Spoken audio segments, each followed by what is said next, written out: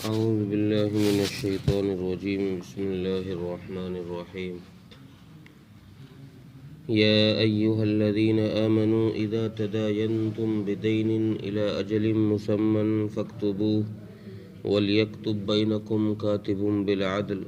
ولا يأب كاتب أن يكتب كما علمه الله فليكتب وليملل الذي عليه الحق وليتق الله ربه ولا يبخس منه شيئا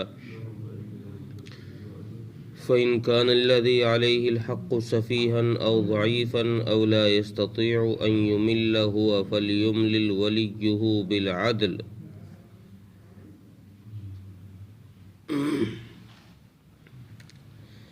اس آیت میں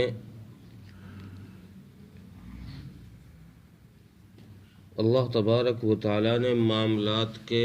صحیح رکھنے کے لیے ایک قانون بنایا ہے کہ جب تم آپس میں معاملات کیا کرو، لینا دینا کیا کرو،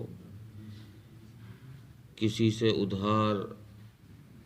کا معاملہ ہو جائے یا قرض کا لین دین ہو یا سامان کو ادھارا لینا دینا ہو، تو ان معاملات کے اندر اس کو لکھوا لیا کرو۔ اس سے فائدہ یہ ہوگا کہ ایک تو تمہیں شبہ نہیں لگے گا،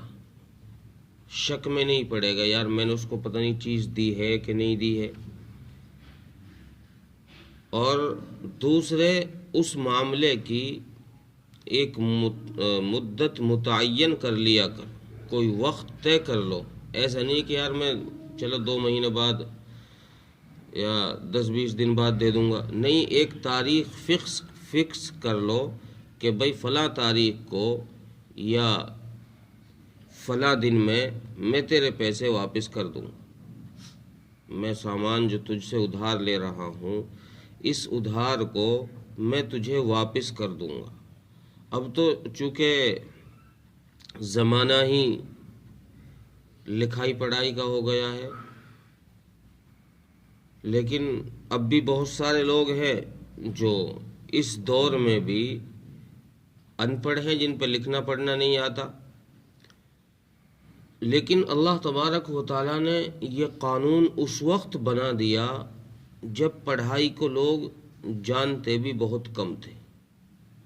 کہ پڑھائی ہوتی کیا چیز ہے۔ لکھنے والے لوگ بہت مشکل سے ڈھونڈنے سے نظر آتے تھے۔ اس وقت میں چونکہ عرب میں کوئی دستور، کوئی ضابطہ، کوئی اسکول، کوئی کالج ایسا نہیں تھا کہ جس میں لوگ تعلیم حاصل کر سکتے تھے، کوئی یونیورسٹیاں نہیں تھی، تو اس لیے اس دور میں جو لین دین ہوتا تھا وہ لین دین چونکہ زبانی ہی ہوتا تھا تو اس میں کچھ شکوک و شبہات پیدا ہو جاتی تھی۔ کبھی تو لینے والا دن کو آگے پیچھے کر دیتا یا مال میں کمی زیادتی کر دیتا کہ بھئی اتنے نہیں، مجھے اتنے دینے تیرے، کبھی دینے والا ہی کمی زیادتی کر دیتا کہ بھئی اتنے نہیں، اتنے دو مجھے۔ تو شریعت نے اس جھگڑے اور فتنے فساد کو ختم کرنے کے لیے ایک قانون بنا دیا کہ جب بھی تم کوئی معاملہ کرو، ادھار کا کوئی معاملہ کرو تو اس کو فوراً لکھ لو۔ اگر تمہارے پاس لکھنا نہیں آتا تو پھر قرآن کریم نے یہ حکم دیا کہ کوئی لکھنے والا تلاش کرو، کوئی لکھنے والا تلاش کرو، اور اس لکھنے والے کو پھر یہ تاکید کی کہ وہ کسی کی پکش پات نہ کرے کہ یار یہ تو میرا رشتہ دار ہے اور یہ دشمن ہے۔ اب دینے والا رشتہ دار، لینے والا دشمن، تو کہیں ایسا نہ ہو کہ یہ دینے والے کا مال زیادہ لکھ دے اور اس پر زیادتی ہو جائے، دوسرے پر جو لے رہا ہے اس نے لیے ہیں، سامان لیا ہے 100 روپے کا، یہ لکھ دے اس کے نام 150 روپے چڑھا دے۔ تو قرآن کریم نے کہا کہ لکھنے والے کو بھی یہ چاہیے کہ وہ انصاف کے ساتھ لکھے، کسی سے یاری دوستی یا دشمنی نہ نبھائے۔ لکھنے کے معاملات میں کسی سے کوئی دشمنی نہ لے، بلکہ جیسا اللہ نے اسے سکھایا ہے، اور نہ انکار کرے۔ ایسا نہیں کہ بھئی میں نہیں لکھتا یا میرے پاس لکھنا نہیں آتا، نہیں، اللہ نے جیسا سکھا دیا، صحیح رائٹنگ ہے صحیح رائٹنگ سے لکھ دو، رائٹنگ صحیح نہیں ہے پھر بھی لکھ دو، لیکن انکار نہ کرو لکھنے سے۔ وَلَا يَأْبَ كَاتِبٌ أَن يَكْتُبَ كَمَا عَلَّمَهُ اللَّهُ فَلْيَكْتُبْ، جیسا اللہ نے سکھا دیا اس طریقے سے لکھ دو۔ اس میں کوئی حرج کی بات نہیں ہے کہ کیسا لکھنا آتا ہے کیسا نہیں آتا، بلکہ بس تم لکھ دو۔ اور پھر آگے فرما رہے ہیں کہ اس لکھوانے میں قول معتبر ہوگا اس شخص کا جس نے قرض لیا ہے، جس نے ادھار مال لیا ہے، جس کے اوپر پیسے ہیں یا کوئی سامان ہی ہے، تو یہ لینے والے کے ذمے ہے کہ وَلْيُمْلِلِ الَّذِي عَلَيْهِ الْحَقُّ وَلْيَتَّقِ اللَّهَ رَبَّهُ وَلَا يَبْخَسْ مِنْهُ شَيْئًا، کہ وہ شخص صحیح لکھوائے، جس نے لیا ہے جتنا مال لیا ہے اتنا ہی لکھوائے، اور جتنے دن کے لیے لیا ہے اتنے دن ہی لکھوائے، اس میں کمی بیشی نہ کرے، کچھ بھی کسی چیز کا ذرہ برابر بھی اس میں اضافہ نہ کرے اور کسی چیز کی اس میں کمی نہ کرے۔ اور بعض دفعہ ایسا ہوتا ہے کہ جس نے لیا ہے، جس پر حق ہے یعنی مقروض، وہ بعض دفعہ ایسا ہوتا ہے کہ یا تو کوئی بچہ ہو، بعض دفعہ ایسا ہو جائے گا کہ وہ لینے والا جس کے اوپر قرضہ ہے وہ عقل سے کمزور ہو، بیوقوف بھی ہو سکتا ہے، اور ایسا بھی ممکن ہے کہ لینے والا جس پر قرض ہے وہ شخص کسی دوسری زبان کا جاننے والا، وہ ہماری زبان کا ہی نہ ہو، کسی دوسرے ملک سے ہم دوسرے ملک والے سے لینا دینا کریں، اب وہ نہ ہماری بھاشا جانتا نہ ہم اس کی بھاشا جانتے، تو اب وہ لکھوا نہیں سکتا، چونکہ اس کی بھاشا ہی الگ ہے، وہ بولے گا کچھ، ہم لکھیں گے کچھ، سمجھ میں کچھ آئے گا نہیں تو گڑبڑ ہو جائے گی۔ اس لیے شریعت نے یہ قانون بنا دیا کہ اگر کہیں ایسا معاملہ فرض جائے کہ تمہیں کوئی ایسا آدمی مل جائے جس سے تمہارا معاملہ ہو رہا ہو کہ وہ آدمی یا تو بیوقوف ہو، کم عقل ہو، یا پھر وہ کمزور ہو، یعنی جسمی اعتبار سے وہ اس قابل نہ ہو کہ اس کو وہ لکھوا سکے، تو پھر کیا کیا جائے گا؟ اب اس معاملے کو لکھوائے گا کون؟ چونکہ شریعت نے لکھوانے میں اعتبار کیا ہے اسی شخص کا جس نے قرضہ لیا ہے، دینے والے کا اعتبار نہیں کیا، دینے والے کو حکم نہیں دیا لکھوانے کا، بلکہ لینے والے کو حکم دیا کہ بھائی تو نے مال لیا ہے تو اب تو لکھوا۔ لیکن وہ لینے والا ایسا شخص نکلا کہ وہ لکھوا ہی نہیں سکتا، اس میں اتنی طاقت ہی نہیں ہے۔ اب چاہے وہ طاقت اس کے چھوٹے پن کی وجہ سے ہو، بچپنے کی وجہ سے ہو،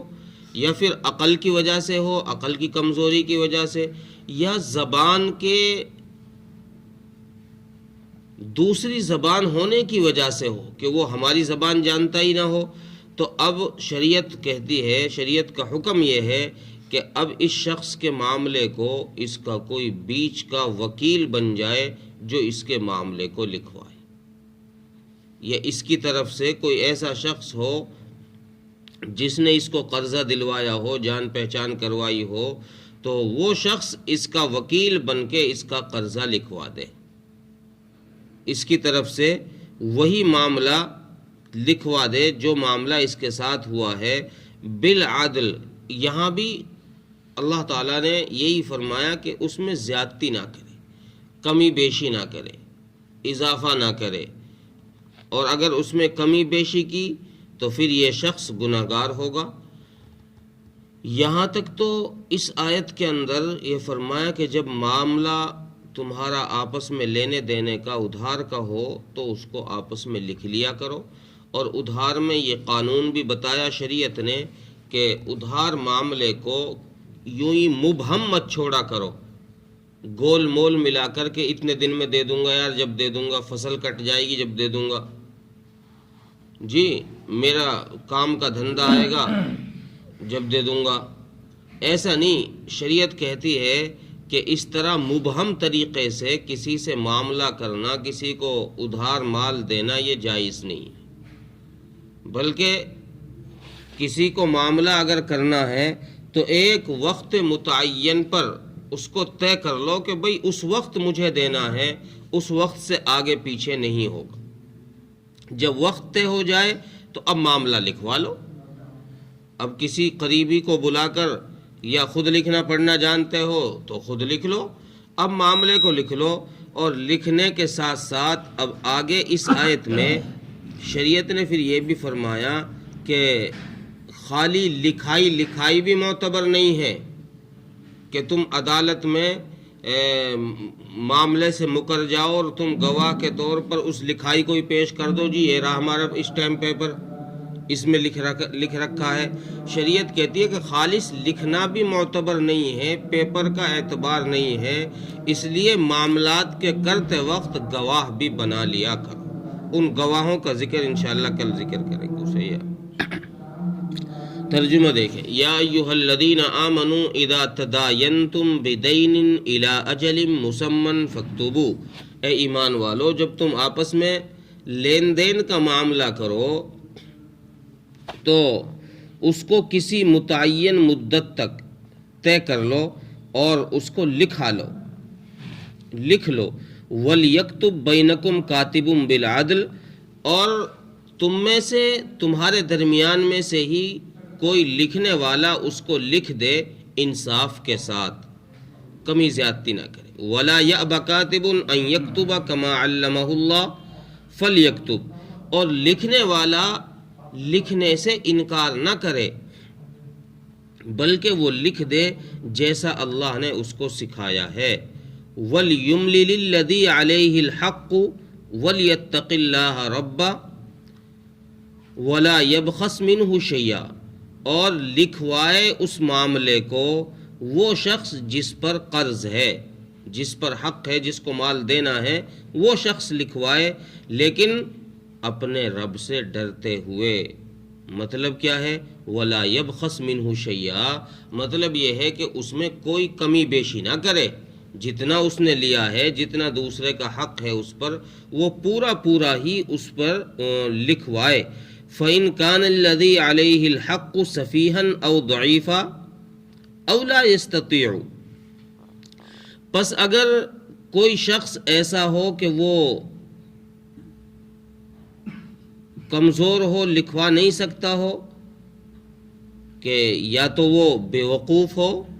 یا وہ ضعیف کمزور ہو کہ وہ لکھا ہی نہیں سکتا ہو، تو پھر ان یمل ہوا فلیملل ولیہ بالعدل، تو اب اس شخص کے بیچ میں جو شخص ہے، اس کا جو بیچ والا شخص ہے جو اس کو معاملہ کرا رہا ہے، تو اب وہ شخص لکھوائے، یہ بھی انصاف کے ساتھ ہی لکھوائے، کمی زیادتی نہ کرے. یار چل میرا ملنے والا ہے، اس کا کم کروا دوں اور کم لکھوا دوں، ایسا نہیں، بلکہ جتنا اس نے لیا ہے وہ انصاف کے ساتھ پورا لکھوائے. اب اس سے آگے پھر وہ گواہوں کا ذکر ہے کہ گواہ کتنے ضروری ہیں. اللہ تعالیٰ ملک توفیق عطا فرمائے.